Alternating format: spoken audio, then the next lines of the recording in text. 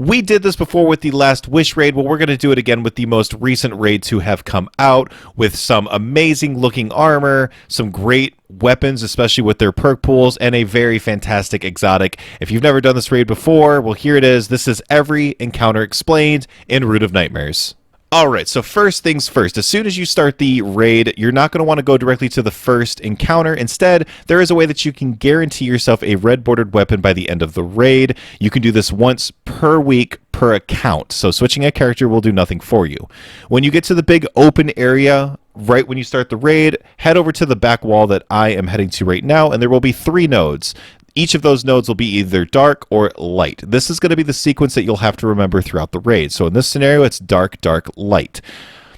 What it is there are 3 separate areas that you will have to connect that applicable node in order to complete the sequence. So this is going to be the room just before the first encounter. Head to the very far right and head down these stairs. Once you get to the room down at the bottom of these stairs, there will be a dark node and a light node. Essentially, you have to give yourself the buff and then connect to the plate applicable that buff, and that will complete the first part of the sequence. So first one was dark, so we're going to run over here, grab our Flecks of Darkness buff, and then we're going to connect it to the applicable plate. Right there. And if you've done that correctly in the bottom left, it should say your actions take root. And it says that right there. So on to the first encounter.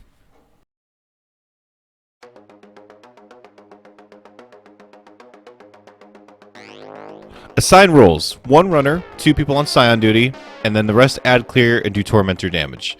The runner will shoot the orb inside the aura and receive a field of light buff. The runner will then chain this buff to the other plates by shooting a small orb on that plate.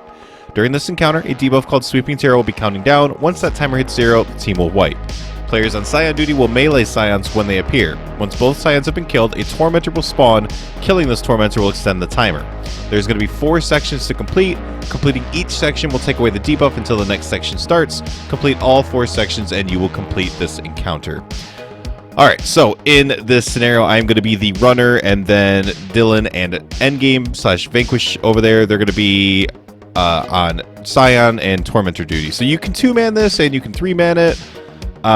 For this example here, we're doing a 3-man. So you see I'm shooting the Field of Light buff there, and then I'm running and finding these little orbs here. Every time that you chain that Field of Light buff to one of the plates, you do have to run back and pick up the buff again as it consumes it. The spot where the aura is, or where you can receive the Field of Light buff from, will rotate. As you can see, it is right here now. And then once you have chained all of the plates together, you will get a big light show, meaning you've completed that section. You may now add clear. Runners, I would get ready for the next section, which is where I'm heading right now. And I would say the big thing with this is just as the runner, learning the location, well, for all roles, just learning the location of everything, where Scions will spawn, where the Tormentors spawn, and definitely where the plates spawn. So there is a little map there that does show all that information. You can find a map like this online that is pretty detailed and does show the location of pretty much everything in this encounter.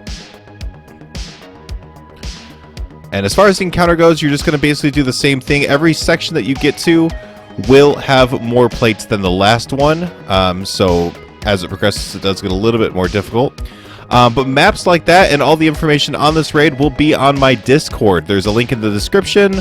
I post stuff there regularly as far as upcoming content, anything raid related, looking for group. We have about 120 of y'all in there. We're constantly doing raids, so join the Discord today. So as I continue to run around and get this Field of Light buff, I believe I'm going to the last plate now. You can do a little trick where you keep a Tormentor alive when you complete the final plate and kill it as soon as the next debuff spawns. So get him like weak and then kill him, and then you can instantly increase the timer. That's a strategy we've used before as well. But once you get to the 4th section and you chain the last one together, you will have completed this encounter. And no, you will see probably some traps pop up about completing the challenges, because we were doing challenges during this as well. Alright, so first secret chest in the encounter is going to be Between the first encounter on your way to the second encounter, there's going to be a big open room like this. On the right side, there's going to be 3 holes in the wall. So just make sure as you progress, you find the room that has the 3 holes on the side here. You're going to make your way inside this room, and then when you get to the end of the hallway, there's going to be a tormentor that you need to kill in this room right there. Once you kill said tormentor, a chest will spawn up the stairs behind him.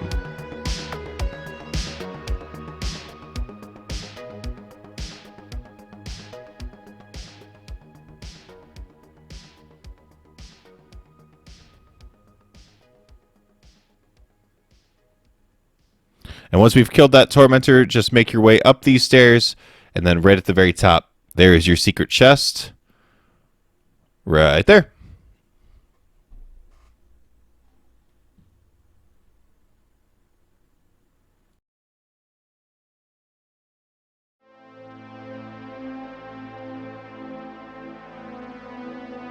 Split into 2 teams of 3. One team taking right, which is light side, and the other taking left, which is dark. Designate 1 runner per team, and the rest doing ad clear.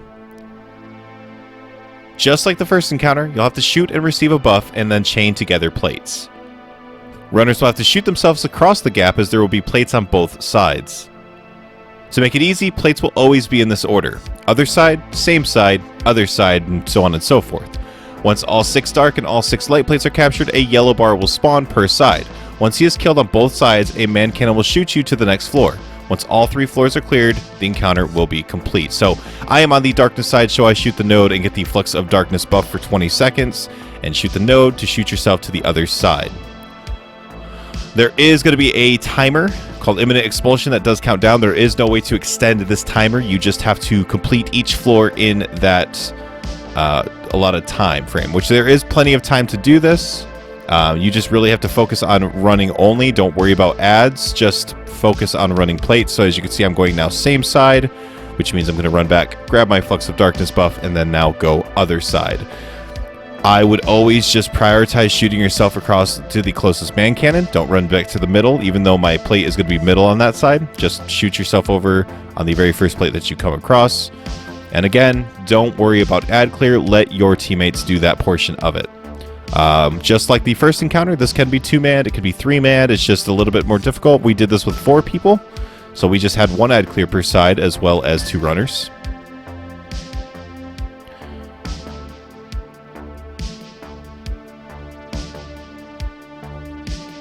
And that was same side, and now we're going to get our 6th and final plate for this floor on the other side. Once you have completed all 6 plates of dark, you will get a little light show, as well as when your teammate does all 6 light plates, you'll also get a little light show for that. And what you do is just need to basically ad clear. Once you ad clear, you can go up to the next floor. I am going to do a jump cut here, so this is the 2nd floor now. I am completing the final node for the 2nd floor, and I'm going to show you what you basically do now. You're going to complete that.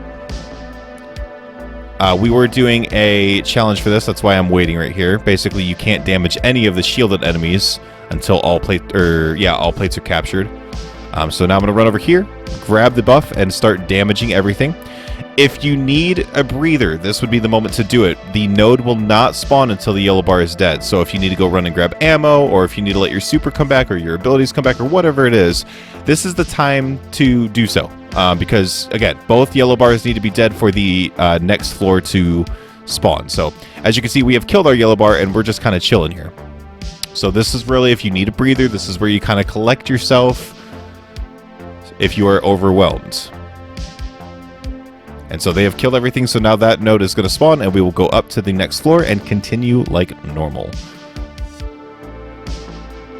And once you've done the same thing on the 3rd floor, you will grab your buff and damage all of the enemies. The encounter is not complete until you kill your final yellow bar and all the enemies with it.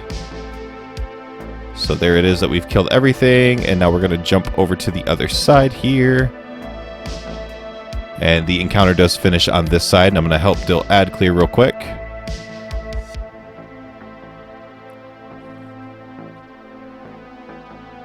And once you've killed that final enemy, that is going to be the 2nd encounter completed. Now, I'm not going to go over the jumping puzzle part, but basically you just need to give yourself a darkness refuge. You shoot a field of light aura, and then you shoot a dark node to give you the darkness refuge, which will keep you alive from the giant pulsing wave that comes through. I'm not going to go into this encounter a lot because there's no real risk of anything. It's basically just a very long jump puzzle. But I'm going to show you where the next red door is. So during this jumping puzzle encounter part, you're going to go to this door over here to the left where Dill shot. And you're going to go in here. And remember the sequence from earlier. It is dark, dark, light. So we're going to run over here and we're going to get the dark node. We're going to get the dark node. And then we're going to chain it to the plate there, completing the second of 3 nodes for the red border. Alright, so for the secret chest, it is also in this area. You will get to this area where all of you have to be before you can progress. Once you do that, run out to your right. The pulsating wave is still going to be coming at this part, so you got to be quick. But run over up here, and you're going to look over this edge. And there is a node down there to shoot. And once you shoot that node, that opens a door where the secret chest is located, which that is going to be directly behind you right through here. If you do not have a buff, don't worry. You can get one in here. They are nice enough to put a little node in there for you. And once you've gotten your darkness refuge, then you can open the secret chest. And then continue making your way all the way up. And then once you complete the jumping puzzle bit, right here, you will go through and you are on to your third encounter.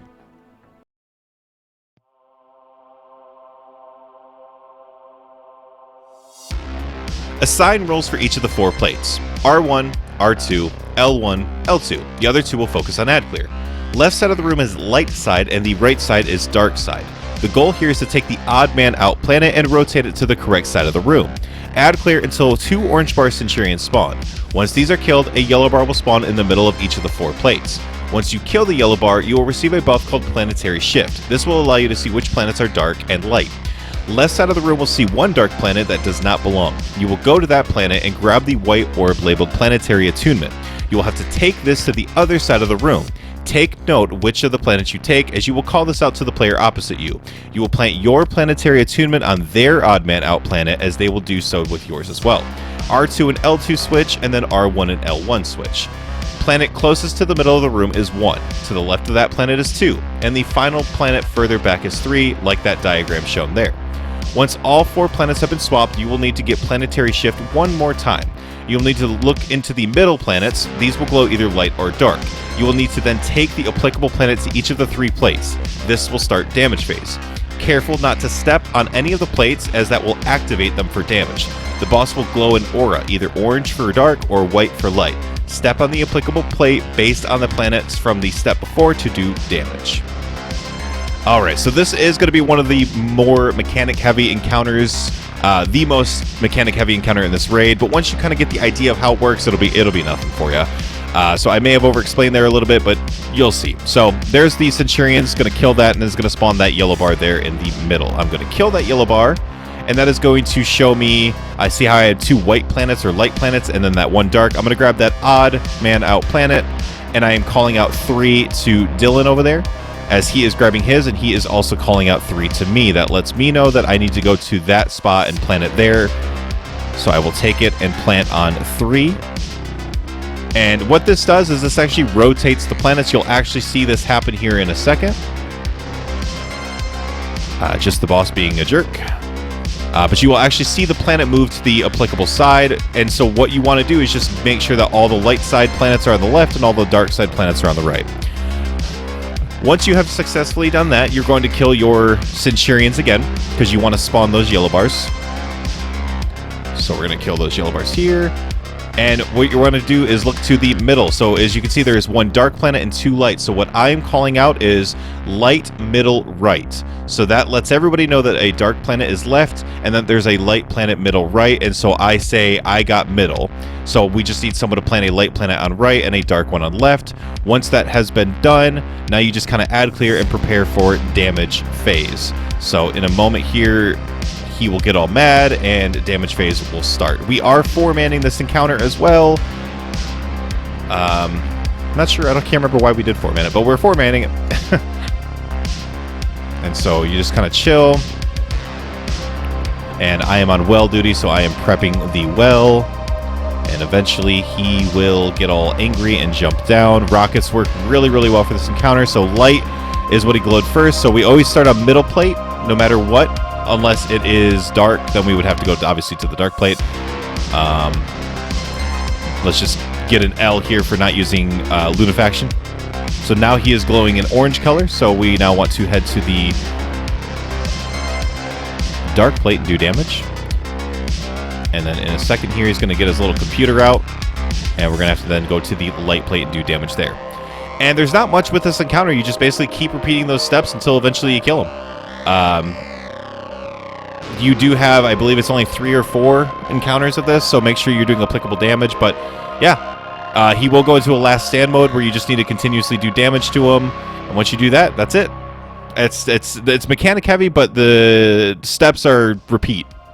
So, and then once you've done that, you get your loot. All right. So what I want to show you is the final red bordered door. So this is going to be just before Nezarec. You're going to keep making your way, and then down there where Dylan is shooting, you want to head down there. You can see there's kind of like a little block down there. Excuse my amazing parkour skills. So you're going to jump down here, and you're going to actually jump up through this hole here.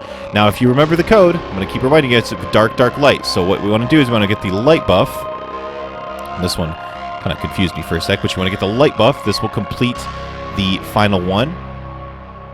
And you're going to take it up to the applicable light plate here. Now, on this one, it's going to say your actions take root, but I believe it also says a great harvest awaits. So there you go. So that's how you know you did it correctly.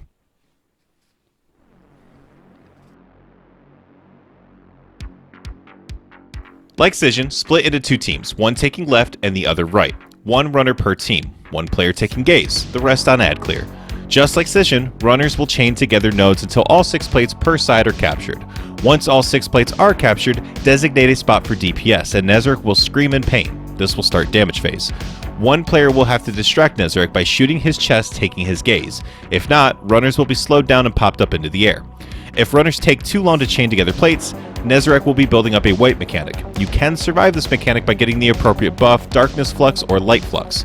Players taking Nezarec's gaze will shoot the shoulders of Nezarec, showing which buff players need to get. This shoulder will explode in either a orange or white explosion, showing the applicable buff. If it is a Darkness Flux, you will take the Field of Light buff and shoot a Darkness plate. For Light Flux, do the opposite. Continue the previous steps until the encounter is complete. Alright, so I'm going to be light side runner, so of course shooting my Field of Light orb, and I'm going to be running and chaining 2 plates. So this is the culmination of everything that you have learned in this raid. I would be very quick with these running of the plates. If you feel like you're not going fast enough, you will see Nezarec start to kind of charge up. A good rule of thumb is to get 3 or 4 plates and then just prepare for the white mechanic if you want to play things really safe. You can actually grab all 6 plates before he does his white mechanic on the first go around. I believe the second encounter, he does do it a little bit quicker, so you will have to get the refuge on that one. But this one we were going a little bit slow. So what I'm going to do here is get the Field of Light buff right there, and I'm going to run over to dark. So they called out darkness, so I am running my Field of Light to the dark side. If they had called out light, Dill was the runner on the other side. He would have grabbed the darkness and then brought it over to the light side. So you can see he did his white mechanic and we survived it. Go us. And now we can finish our plates.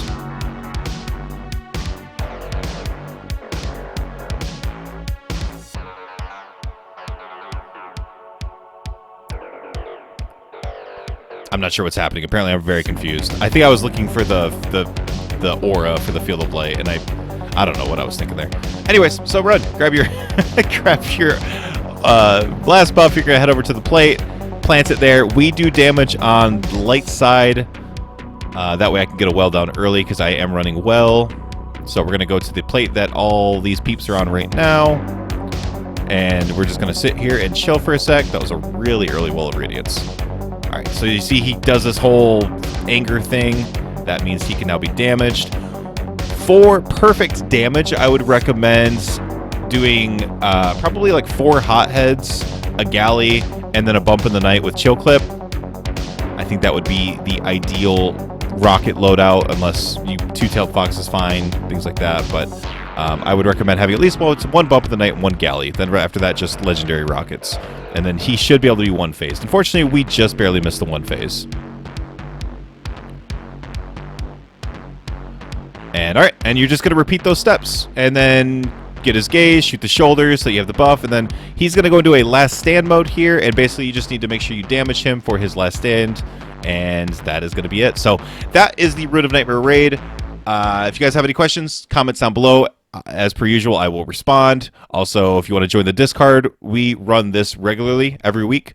And we will do carries, we will do explanations, we will help people do this encounter. So if you have any questions, feel free to leave it in the comments or join the Discord. And then don't forget your guaranteed red border weapon from what we did earlier, which was a Rufus's Fury. Nice! Subscribe, guys. I'll see you later.